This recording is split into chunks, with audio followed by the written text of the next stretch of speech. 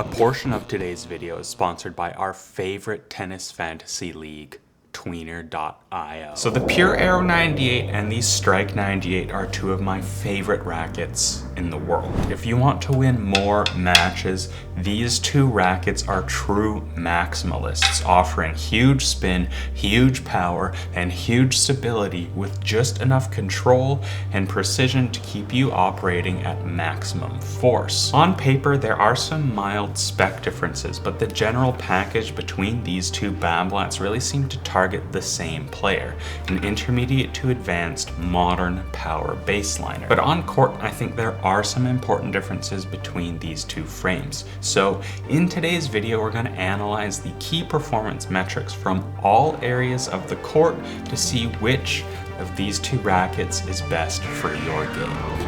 The first thing you notice hitting these two rackets back to back is the difference in feel. So I'm pretty used to the idea that all Babolats feel pretty much the same. The sentiment goes back to 2016 when the Pure Control and Storm line was really canceled in favor of the more powerful strikes. But in the last few years, Babolat has definitely been making some improvements. Most notably, the 2023 Pure Aero 100 was softened for a more controlled feel, and the same thing has happened with this new strike. Only the strike takes things a step further, delivering both a softer flex, but also giving you a much more connected, responsive feel from all areas of the string bed. I really think the strike went from one of the worst feeling rackets on the market, it was muted, brassy, and disconnected, to being one of the best feeling, most direct and connected frames you can buy new today. The Aero, on the other hand, feels noticeably more muted while also feeling stiffer. In my opinion, this is the primary weakness of the Aero 98, and it still really carries that last gen feel from older Babolat rackets. Fortunately, I don't think it's a complete deal breaker for this racket because you still get a very predictable response out of the 16x20 pattern. It's not one of those rackets that misleads you with a false sense of confidence, something that I've encountered in many of Head's Auxetic rackets, but also the Wilson Shift. So I'd say feel for the strike comes in at 8 out of 10, and then we only get a 5 out of 10 for the Aero, where I'm calling a 10 out of 10 a near perfect score, and then a 5 out of 10 would be acceptable or just good enough to not bother me, where 0 out of 10 is like utter trash. So 5 out of 10 for the Aero means it's not great, but it doesn't like actively bother me when I'm using it.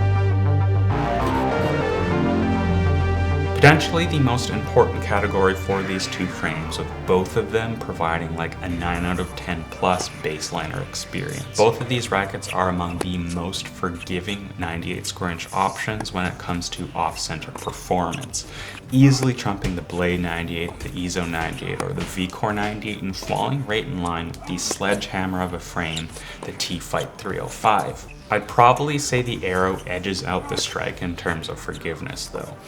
While both have maximum beam thicknesses coming in at 23 millimeters at the 3 and 9 o'clock positions, the Aero gets a slightly thicker beam at 12, which really helps for those higher contact points. Plus, the twist weight is a little bit higher on these Aeros. The extra mass along the perimeter of the frame, combined with the wider string spacing from the Aero's mains, work really well to give you a little extra lift on the ball while resisting twisting in the hand. There's also a huge amount of power right in the sweet spot for both of these rackets, so it's incredibly easy to penetrate the court with these frames, even in stock form. For me, the primary determining factor for court penetration is swing weight. The strike does average slightly higher, coming in at 330 according to Tennis Warehouse, whereas the Aero comes in at 327, but our strike clocked in at a whopping 339, and we actually had to modify our Aero with 3 grams of lead at 12 to bring it up to 327. And because of this, I did find the strike to hit a bit bigger, more punishing balls, but I honestly think you'll be pretty happy either way you go. Both rackets just earn full marks here at a full 10 out of 10 for baseline performance. While control isn't a strength for either of these sticks, you're going to feel a lot more dialed into your shots with something like the Whiteout 1820, the Blade, the Radical, or even that T-Fight 305. But both offer what I would call sufficient control. To me, sufficient control means there's a certain level of predictability through the string bed. You swing at the ball and the ball does what you expect. You hit a clean shot, you can trust that ball is going to stay in. You mishit the ball and the racket tells you what you could do wrong just enough so that you can reset for the next one. I didn't have any issues finding my forehand approach up the line or my backhand up the line with either of these rackets. And I would say those are the shots that I really rely on sufficient control for the most. If I really had to nitpick, I'd say the Aero is a tiny bit more predictable, but the Strike has a little bit of a lower launch angle. I might give the slight edge in control to the Strike just for the feel, but honestly I think both are good enough. So Strike I'd say is like a 6.1 out of 10 and the Aero at a 6 out of 10. Remember, 5 out of 10 is just good enough to not constantly irritate me when I use these rackets. So spin. I think this is a pretty interesting one. You'd think the Aero would be like the king of spin, but I actually think the Strike takes this category. And that's because the way the weight is distributed on this Aero, I think it really suits this linear driving swing path. Think more like Alcaraz or Rune. It's not like those guys don't hit spin, like obviously they hit a ton of spin, but the Aero really wants you to drive through every shot. And of course, you're still getting more spin on this Aero than you might with like a Blade or a Radical MP, but it's not this loopy shot Nadal forehand monster spin racket. The Strike, on the other hand, works a lot better for brushing up the back of the ball and really modulating how much spin you want to apply to every shot. And for me, that's what spin rackets are really all about. They give you that flexibility to lay on as much topspin as you want, and the Strike makes it really easy to decide how much you want to brush up the back of the ball versus how much you just want to drive through it. Now, I don't think either of these rackets are kings of spin. I think the Whiteout, the E-Zone, the V-Core 98, those are going to be better in this regard, but when it comes to like really heavy driving topspin, you just can't go wrong with either the Strike or the Aero. So I'd say I'm giving the Aero like a 6 out of 10, not because you can't hit spin, but because it's harder to vary the amount of spin you want to apply, and the Strike does a bit better, 8 out of 10, and it's not the best because it does have quite a bit of tip weight to manage, so it can be difficult to really access those high swing speeds, especially if you're kind of on the stretch. Serves. Both serve pretty well. It's classic Babolat. There's tons of power in the upper hoop of both frames, so you can really bomb those flat boys and still find good access to spin on your second delivery. But for whatever reason, I served better with the Strike. I get a little bit better tip awareness with the Strike, and that really helps me on serve. The higher swing weight also meant that I got a little bit more power on my first serve. The more connected feel on the Strike also made it easier for me to find my kick serve.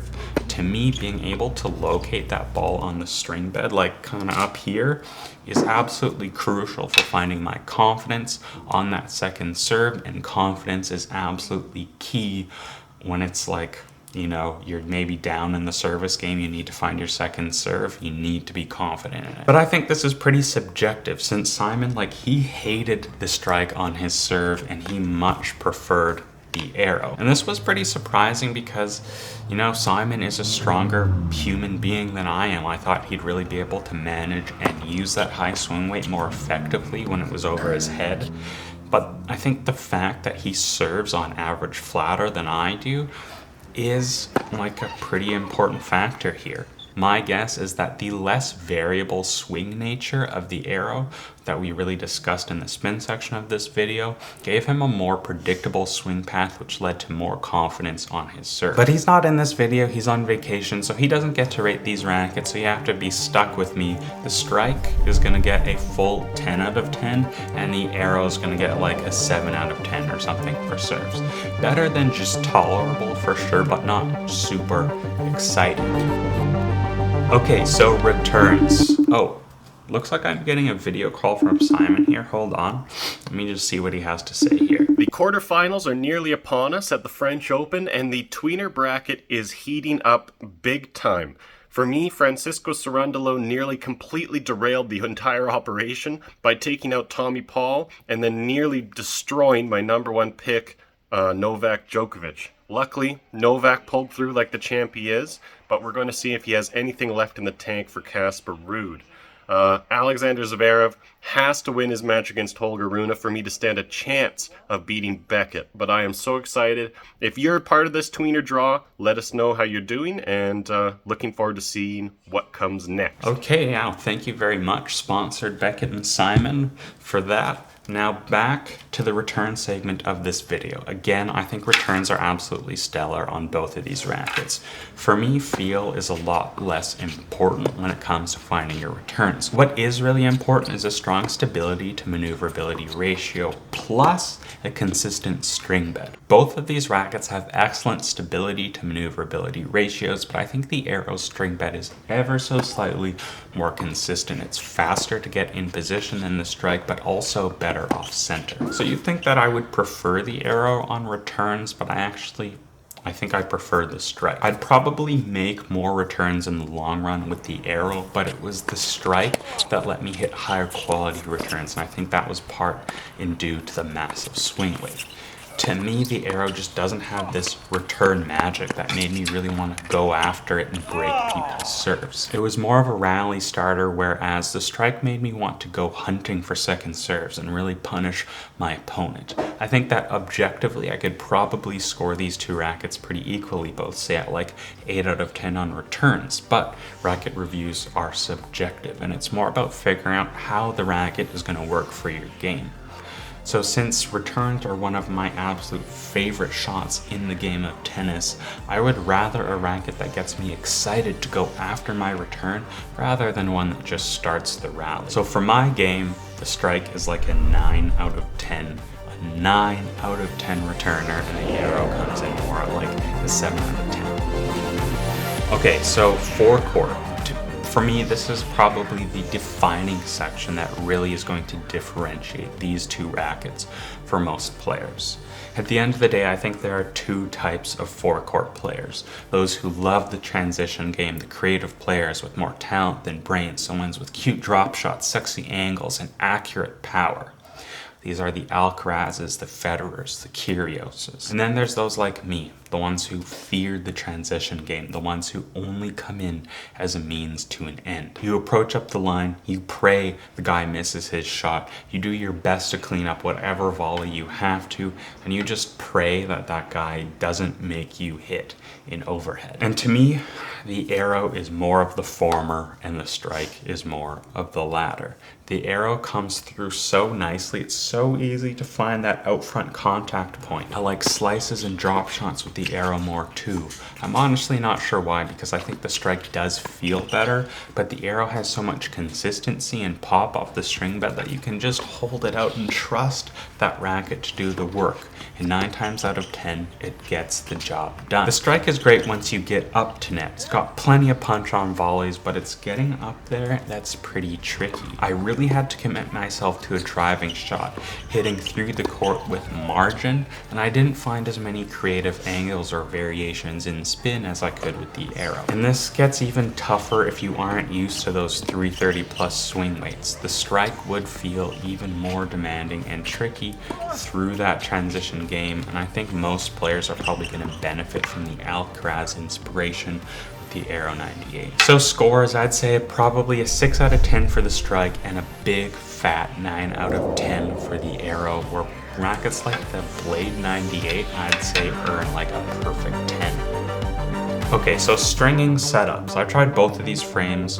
with several different string setups over the past couple, well, I've had this Aero for like a year now and this Strike for a couple months. But for this video specifically, I did string them fresh with restring Sync 17 at 53 pounds. I think full polyester is definitely the way to go for both of these, but I haven't really found them to be that string sensitive within those polys. The Aero is more likely to feel more harsh with stiffer strings, like when I tried touring a Silver 7 Tour at 52 pounds. I definitely did feel my arm, but I had great success with softer strings too. Sync plays quite neutrally, good everywhere, just connected enough, but the Toro line strings like Toro Toro or Wasabi do a really nice job quieting the vibrations while still accentuating that great spin. I did also try some Kirschbaum strings who didn't perform that well for very long.